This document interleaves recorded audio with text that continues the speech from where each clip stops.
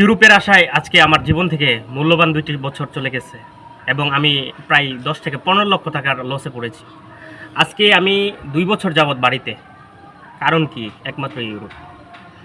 আজকে মাদক এবং জুয়ার থেকে সবচেয়ে খারাপ একটা নেশা হচ্ছে ইউরোপের নেশা। যার প্রতি মানুষ এতভাবে ঝুঁকে পড়েছে যে ইউরোপে যেতেই হবে। হোক সেটা মৃত্যুকে আলিঙ্গন করে, হোক সেটা অবৈধভাবে। যেকোনোভাবেই মানুষ ইউরোপ যাওয়ার জন্য অনেক চেষ্টা করতেছে। তো আমিও সেই স্বপ্ন দেখছিলাম ইউরোপ যাওয়ার।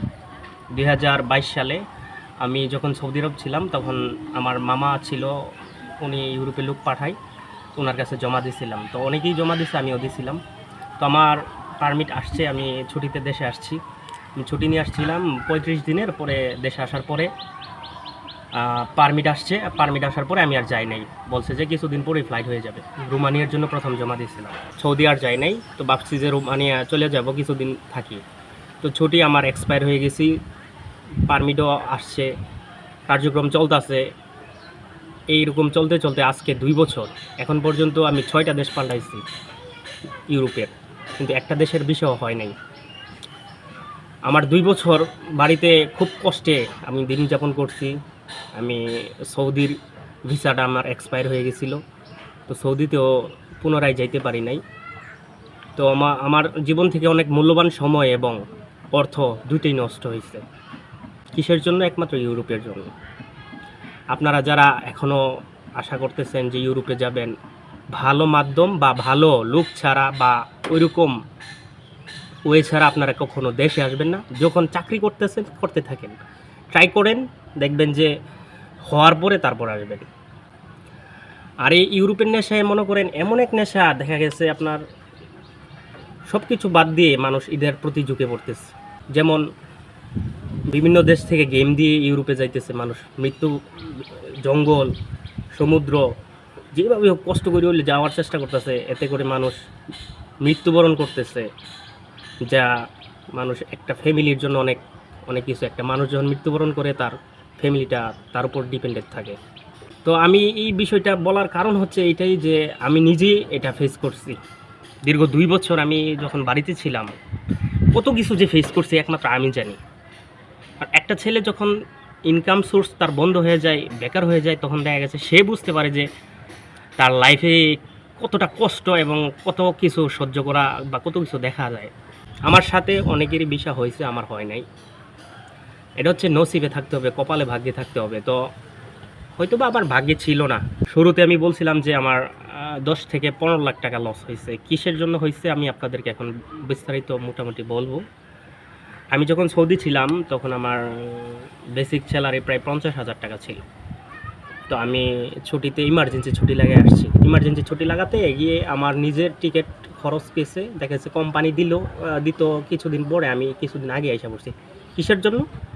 এই যে ইউরোপের জন্য আমি যে জমা দিচ্ছি, পারমিট এসে পড়ছে এই জন্য। পরে আমি দেখা গেছে আসার পরে তো আর যাই নাই।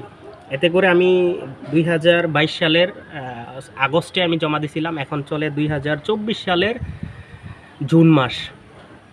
দীর্ঘ ২ বছর প্রায়। এই ২ বছরে আমার ১২ লাখ টাকা প্রায় স্যালারি লস। তারপরে আমি আসছি, এতদিন খরচ করছি, যে চলাফেরা করছি, যে ঋণ করছি, এখানে প্রায় অনেক টাকা, প্রায় আমার ১৫ লাখ টাকা প্লাস, এর কম হবে না সব কিছু অ্যামাউন্ট হিসাব করলে। ৪টা পুলিশ ক্লিয়ারেন্স করছি, না 5টা পুলিশ ক্লিয়ারেন্স করছি, একটা পাসপোর্ট আবার রিনিউ করে ই পাসপোর্ট করছি, আইডি কার্ড করছি ই পাসপোর্টের জন্য। শুধু কিসের জন্য? ইউরোপের জন্য। সব কিছু চেঞ্জ করছি, দিন শেষে কী হলো? বিষয়টাই হলো না। এটা হচ্ছে আমার লাইফের একটা মানে কালো অধ্যায় আর কি, যে কপালে ছিল, এজন্য আমি এতটুকু একটা বিপদে পড়ছি বা অনেক কিছু ফেস করছি এবং অনেক কিছু দেখছি। আমি চাচ্ছি আপনারা যারা দেখতেছেন আমার এই ভিডিওটা, আপনারা ভুলে মানে বুঝে শুনে পা বাড়াবেন। আরেকটা দুঃখের কথা শেয়ার করি আপনাদের সাথে। আমি যখন ছুটিতে দেশে আসছিলাম, তখন আমি যখন এক্সপায়ার হয়ে গেছি, দেখা গেছে আমার ছুটির মেয়াদ চলে গেছে, ইউরোপেরও ভিসা হচ্ছে না, তখন আমি আমার আত্মীয় স্বজন, নিকটস্থ আত্মীয়, কাছের মানুষ, ফ্যামিলি মেম্বার, অনেকের কাছ থেকে অবহেলিত হয়েছি। মানে দেখা গেছে মোটামুটি কারোরই হেল্প পাই নাই। অনেক কিছু বাস্তব অভিজ্ঞতা থেকে আপনাদের সাথে শেয়ার করতেছি। আর আরেকটা মোস্ট ইম্পর্টেন্ট কথা হচ্ছে, আপনারা যদি জব করেন, চাকরি করেন, কখনো ছাড়বেন না। চাকরিটা ছাড়বেন মানে আপনি বড় একটা বোকামি এবং ভুল করবেন জীবনে, নিজের পায়ে নিজে একটা কুড়াল মারবেন। চাকরি ছাড়বেন না। চাকরি ছাড়বেন না কেন বলছি, আপনারা দেখা গেছে পারমিট আসলেই কিন্তু ভিসা হয় না, এম্বাসি ফেস করা লাগে। তারপরে হচ্ছে ভিসা হয়, অনেকের হয়ও না, অনেকের হয়, গ্যারান্টি দিতে পারে না কেউ। তো ভিসা 100% হইব, আপনি এম্বাসি ফেস করবেন, দেখা গেছে আপনার টিকিট কাটবে, তখন আপনি যদি জব করেন দেশে অথবা বিদেশে থাকেন, তখন ওইটা আপনি রিজাইন নিতে পারবেন। এর আগে যদি নেন তাইলে আপনি নিজের পায়ে নিজে কুড়াল মারতেছেন।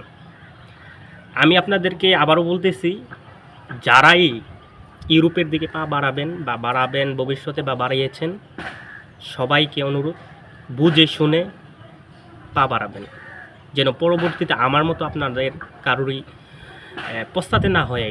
ভালো থাকবেন সবাই। আসসালামু আলাইকুম।